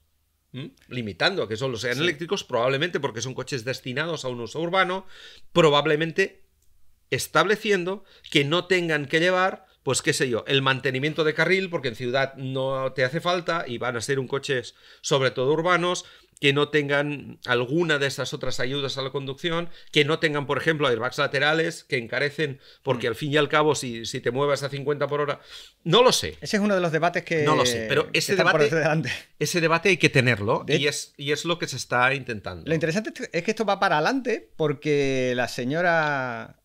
Ursula von der Leyen y sus muchachos, Palpatine y sus muchachos, ha acuñado ya el término e-car, bueno, escrito E-car, iniciativa para coches pequeños y asequibles. La E viene de europeo, ¿vale? Hasta ahí muy bien, pero tiene un significado mucho más profundo, no es porque sea europeo, es todo lo que hay detrás del desarrollo de este coche. La E viene de económico, que tiene sentido, y la otra E también viene de ecológico. Correcto. En el sentido no de que salve nada, sino de que va a ser eléctrico. Y vamos, al 90% de probabilidades. O sea, la intención, de hecho, es que con esto se justifique mejor el objetivo famoso 2035 y tal. Porque si esto lo sacamos rápido, será más fácil llegar a un punto en el que se vendan coches solamente cero emisiones en circulación, digamos, ¿no? Y ya está en marcha la iniciativa, que es lo gracioso. Es lo que tú has dicho, lo propusieron los fabricantes, la Unión Europea lo ha visto como una oportunidad de llevar a cabo sus objetivos, digamos, también. Y según también la señora von der Leyen, de ayudar a la industria europea a la que ella califica como un pilar de nuestra economía y un orgullo europeo, cosa que me parece muy bien, mientras por otro lado se la están cargando. Pero bueno, eso es otra película. Ha dicho la señora von der Leyen, no podemos dejar que China y otros conquisten este mercado. El futuro del automóvil y los automóviles del futuro deben hacerse en Europa. Que de ahí también viene lo de la E, insisto. Porque quieren proteger de China un mercado que hemos abierto a China. Es que también puedes imponer que se fabrique en Europa. Es más, pretenden que toda la cadena de suministro, incluyendo las baterías, se hagan en Europa. Bueno. ¿Y cómo vamos? Mi duda es, o sea, a mí me encantan los K-Cars y de hecho el concepto para alguien que le cuadre me parece increíble. Si tú eres una persona pragmática... Es que si eres pragmático, cuadra al... Sí. A eso, al 40% de la población también hay. Luego somos europeos y eso es otra historia. Pero para mí lo que yo veo complicado es la cuadratura del círculo que se está buscando aquí en cierto modo. Porque se quiere un automóvil eléctrico, ligero, práctico para todo uso y que sea asequible y fabricado en Europa. Sí. Es complicado, pero se puede conseguir. ¿Cómo lo hacemos? Ojo, no digo de una postura de rechazo. No, a mí me parece una propuesta muy interesante. Quiero decir, a mí me parece... O sea, es desde el escepticismo e incluso, evidentemente, la ignorancia. ¿Cómo hacemos para cuadrar todo eso de manera que además el público se lo pueda permitir y le interese y que además los fabricantes ganen dinero porque lo están pasando mal con la adaptación al coche eléctrico? ¿Cómo lo hacemos? ¿Qué nivel de precio crees tú, Joan, que debería tener un coche de estos para convencerte de no comprar a corto plazo, por ejemplo, a 3 años vista, o yo qué sé, un Clio híbrido o lo que tú dices, un Toyota Yaris, tal? ¿Por qué me voy a comprar este coche en vez de un segmento A o B, más bien. Porque te costará entre 12 y 15. 12 y 15. ¿Qué hacemos con la normativa de seguridad? Porque te has dicho, podemos prescindir de ciertas cosas, pero ¿hasta dónde estaría la EuroNCAP, por ejemplo, o las asociaciones de usuarios dispuestas a rebajar el listón? Porque tiene que haber una legislación aparte, no puede considerarse como automóvil normal y corriente. Claro. Para poder jugar a esto, es lo que tú dices, tiene que estar un poco a medio camino entre el cuatriciclo, que al final es con todo el cariño, es un poco carraca, que es una cosa un poco aparte, comparado con un coche-coche. Tiene que ser un vehículo eso, útil, asequible, económico de usar, seguro, a un precio que esté en 12 y 15, que me parece bien para cómo está la cosa. Pero ¿cómo hacemos? ¿A qué renunciamos para llegar a ese precio? ¿Y a qué tienen que renunciar los fabricantes? Porque si tienen que renunciar a mucho, ya no les compensa hacerlo tampoco. Claro. ¿Cómo lo hacemos? Les digo con una pregunta retórica y abierta. Es complicado realmente, porque en el fondo la única variante que está en medio y sobre la que hay que dar vueltas y vueltas y vueltas y vueltas es el coste. Porque si al final hacemos esta tipología y resulta que los fabricantes luego le meten climatizador y cámara de marcha atrás y no sé qué, y un equipo de sonido, al final ese coche acabará costando una pasta. Claro. Y por lo tanto, te habrás cargado la idea que tenías inicialmente. Hay varias cosas ahí.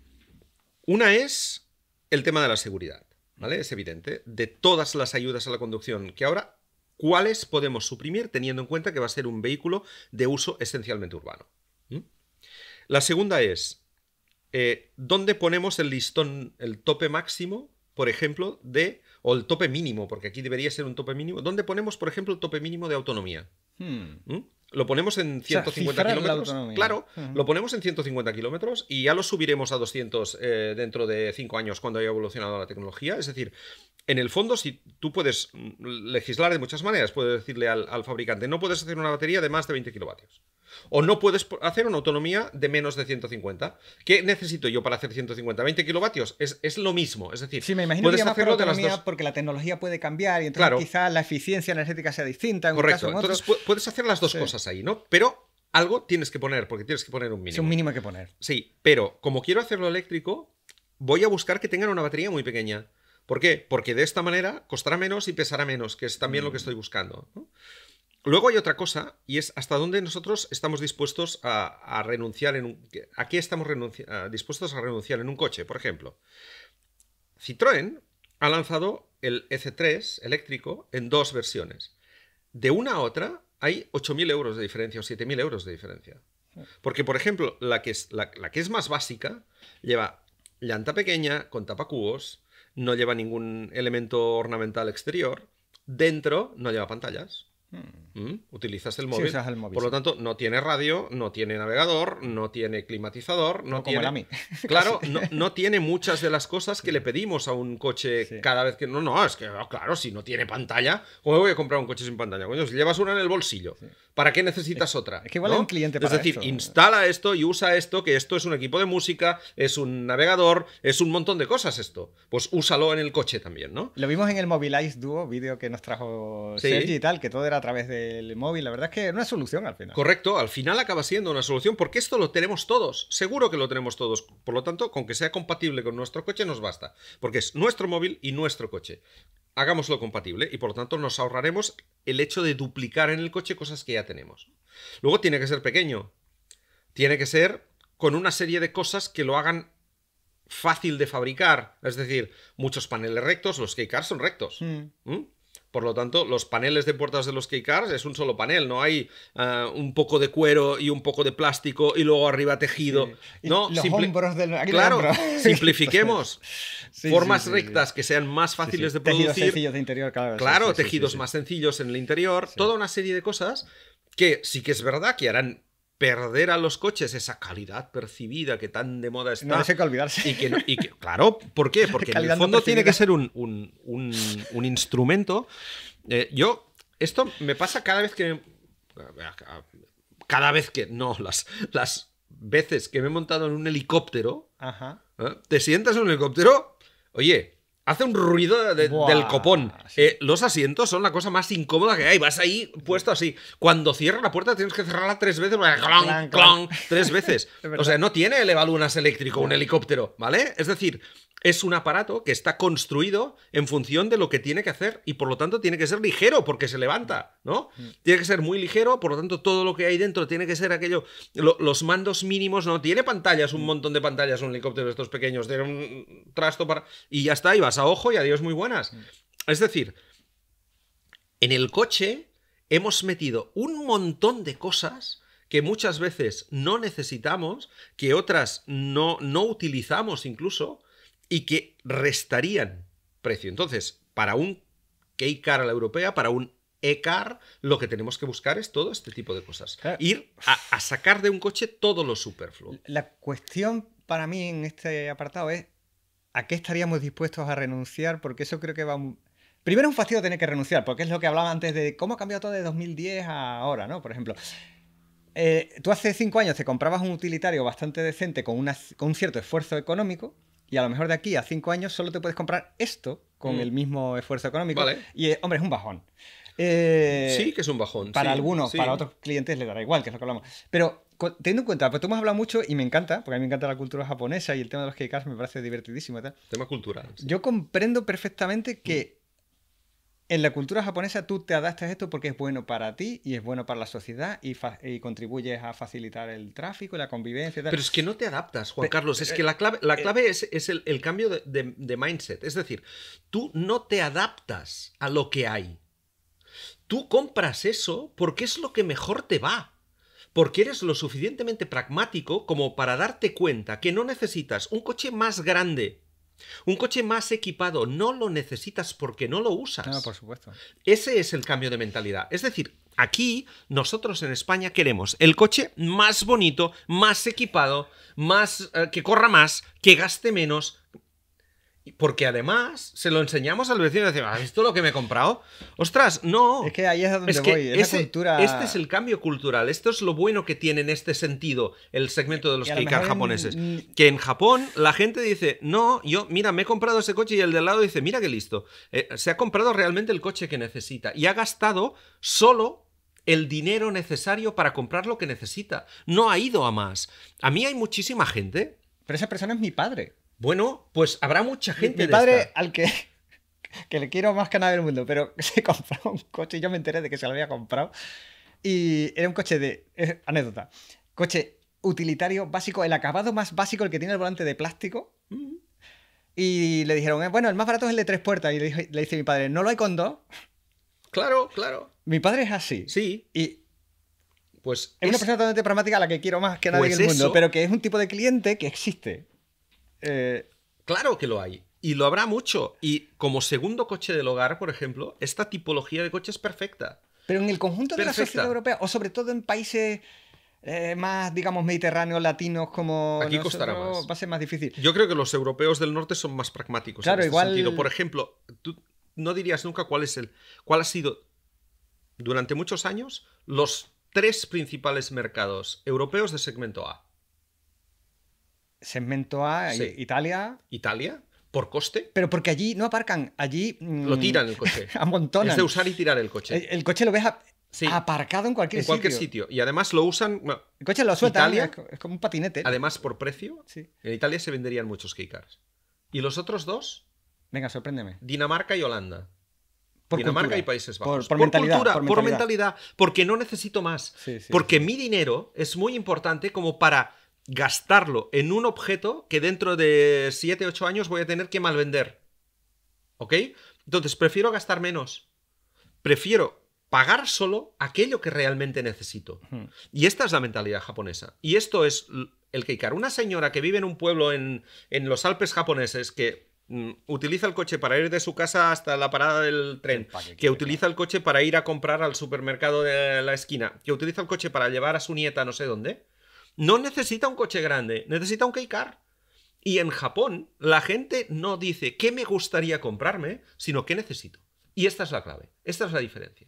No qué me gustaría, sino qué necesito. Estoy muy de acuerdo y compro lo que necesito. Y en Europa este tipo de coches no los tenemos y nos hacen falta. Pero para ese tipo de cliente, yo creo que es muy importante lo que hemos hablado, el precio, que es clave. Pero tiene el producto y la legislación que exija, sobre todo en materia de seguridad, tiene que estar lo bastante lejos como para abaratar el coste, pero también lo bastante cerca, de un coche normal quiero decir, pero también lo bastante cerca como para que tú lo consideres como para poder usarlo como sí, sí. Que lo consideres como mi mejor opción sí, es este, porque sí, es casi un coche. Sí. De hecho, es un coche muy sencillo y no es un cuadriciclo que al final es una cosa con 4 barrotes que se mueve. Por eso el K-Car es un coche. Y por eso, a lo largo de la vida de los K-Cars, de la historia de los K-Cars, ha habido K-Cars de todo tipo. Ahora hay esencialmente 5 tipos de K-Cars en Japón. Uno, que son coches altos, pero de 4 puertas convencionales. Otros, que son coches más altos, o sea, monovolúmenes, con 4 puertas convencionales. Y luego coches que son todavía más altos y con puertas correderas. Es decir, todos son cúbicos, todos son altos. Pero hay, digamos, altos, más altos o muy altos. Y todos muy prácticos, porque se quedan en 3,40 metros, pero aprovechan todo. Luego, los otros dos son los K-Vans, es decir, lo mismo pero panelado, furgonetas con 2 asientos. Y luego los K-Trucks, que son lo mismo pero con un pick-up. ¿Vale? Pero pickups de 340, de 660 centímetros cúbicos, ¿vale? Una cajita detrás de la cabina para llevar 4 cositas que son lo que usan los currantes y los autónomos japoneses, como aquí se usaba antes la C15, ¿vale? Eso. Me encantan, yo he visto alguno y me ha parecido adorable. Pero a lo largo de la historia ha habido K-Cars deportivos. El último fue el Honda S600, que ya se ha dejado de fabricar. O el Daihatsu Copen, que era un descapotable muy cuco. Estaba en el videojuego de Gran Turismo. Correcto. Y todo estaba allí. Incluso en Japón el Suzuki Jimny tiene una versión K-Car sin los pasos de rueda. ¿Ah, sí? Por lo tanto, respetando la anchura, respetando la anchura, sin los pasos de rueda, mide exactamente lo de un K-Car. Motor 660, tracción delantera, no es 4x4, pero el Jimny tiene las dimensiones de un K-Car. ¡Qué bueno! Y por lo tanto en Japón está homologado como tal. Y solo ha habido un coche europeo, solo uno, que se vendió en Japón como K-Car. Venga, ¿cuál? El Smart. Porque el Smart es otra idea muy buena. El problema de eso la van a recuperar. El problema del Smart era también el precio. Porque el Smart era una idea buenísima. Lo que pasa es que era tan sofisticado que era muy caro. Y lo llevaron al segmento premium, digamos. Claro, porque era Mercedes. Y por lo tanto, el chasis Tridion de aluminio, luego la tracción trasera, el motor trasero. Era un maletero decente, además. Era un coche complejo de fabricar. De hecho, Smart perdió dinero toda su vida mientras fabricó ese coche, ¿vale? Y no acertaron, digamos, con la definición final del producto. Lo pusieron muy arriba y era muy caro. Pero era una gran idea. Porque en el fondo, la mayoría de desplazamientos que hacemos en ciudad lo hacemos con 1 o 2 personas, porque se mete en cualquier caso, porque se puede aparcar así. Hombre, si vendiesen un Smart por, yo que sé, 16.000 euros, yo creo que se estaría vendiendo un montón. O menos, o por 12, o por 14. Pero tiene como otra legislación ya.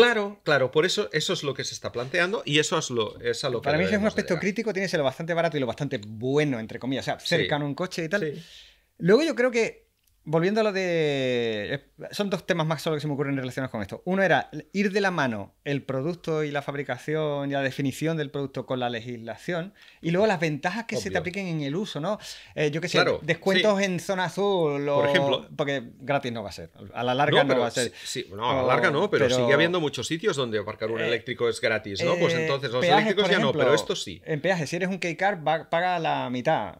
Porque lo quieres para ir al trabajo. Seguros baratos. Eso 0 impuesto de matriculación, evidentemente, que esto ya lo tienen los eléctricos, pero impuesto de circulación cero. Circulación, porque no veas tú los impuestos de circulación. Sí. Y para mí eso es muy importante. Y luego, algo en la que ya no tendrían la responsabilidad directa los fabricantes, y solo en parte la Unión Europea, sería que para popularizar esto hace falta eso, un producto de calidad, a buen precio, útil, con ventajas de uso, pero que lo puedas usar en el sentido de que lo puedas cargar.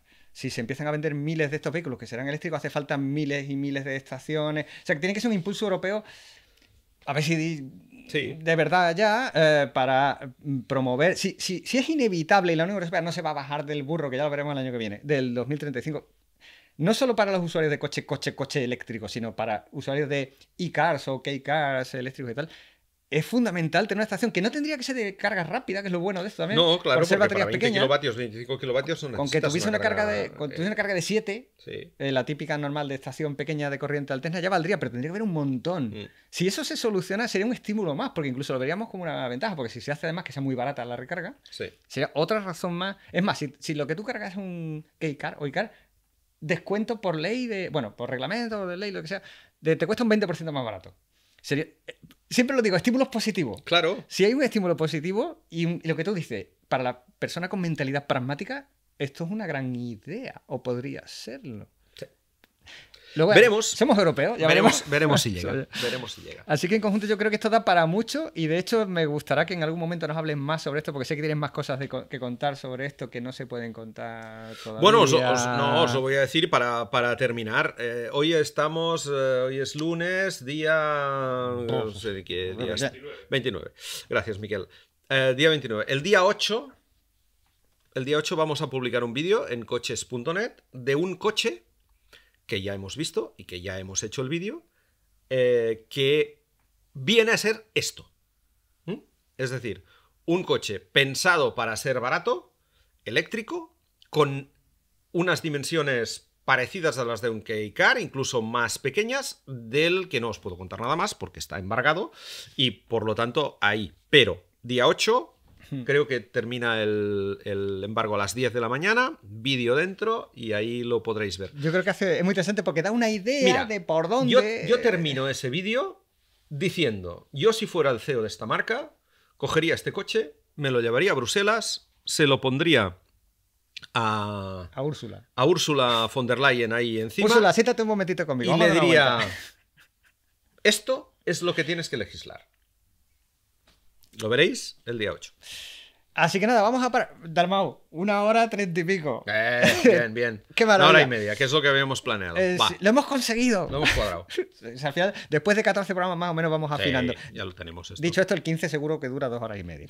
Así que nada, esperemos que os parezca interesante lo que hemos contado. Da para mucho debate, para mucha reflexión y nosotros hemos dado nuestra opinión, pero al final la que queremos conocer es la vuestra porque seguro, al final, todos somos usuarios. Y más en este caso. Es decir, vosotros... ¿qué pediríais a esta nueva categoría de coches? ¿Con qué os conformaríais? ¿Cuáles son los imprescindibles? ¿Vale? ¿Cuál es lo que sí tiene que tener y a lo que renunciaríais? Exacto. Porque mola, igual lo recopilamos y se lo mandamos también a Úrsula. Sí. Oye, o esto es una chorrada y hay que cracárselo. Lo que queremos es escuchar opiniones razonadas que afortunadamente en el caso del podcast nos encanta leer auténticas parrafadas que agradecemos mucho porque nos contáis vuestro punto de vista. ¿Cómo entiendo yo el automóvil? ¿Qué es lo que espero de él? ¿Qué es lo que espero de los legisladores? Así que estamos encantados de leer comentarios como los que nos estáis dando. Así que comentemos amigablemente.